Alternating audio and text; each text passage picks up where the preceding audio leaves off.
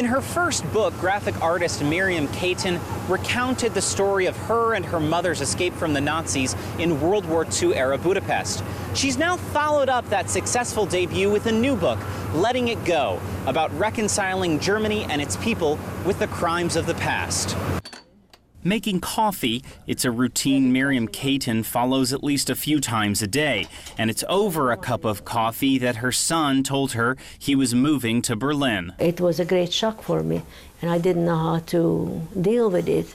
So, since I do comics, I figured if I start working on it by doing what I feel, about it, if I just keep drawing, I can process this whole problem. A veteran artist who worked on MTV's hit animated series Daria, Katin took her dilemma to the page. Born in Budapest, she and her family had escaped Hitler's long arm. Her son's pending relocation brought back a flood of emotions, and her art became her coping mechanism. And as I was working away, emotions took over in such a way that I totally lost patience with frame and gutters and panels and pages, and I just wanted to be free of running, wilding into the story, and I did. The result is her latest book, Letting It Go, a narrative of her son's decamping to Berlin, but also her own process of moving beyond the war. In one section, she walks with her son to the Hungarian consulate, where he intends to apply for citizenship to remain in the European Union. She describes the process as something like unbirthing. For me, it was a reality that I never wanted to repeat or go back to.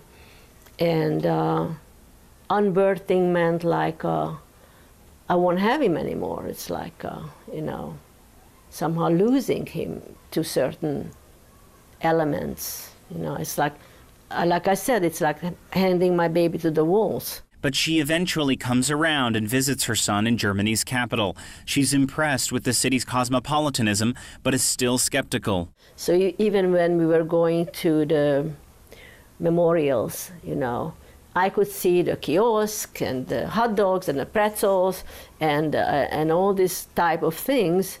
And it took me time to come down from it and see that in reality, they are very sincere about it. On the first evening in her hotel, Katin recounts soiling herself. She said there was no way to tell her story without including the Frank episode. That was a very powerful thing that happened.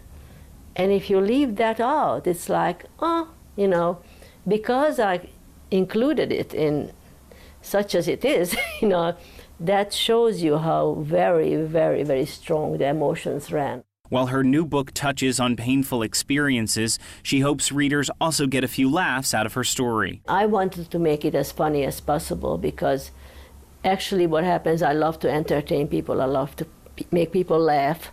My mind is constantly full of jokes and laughter.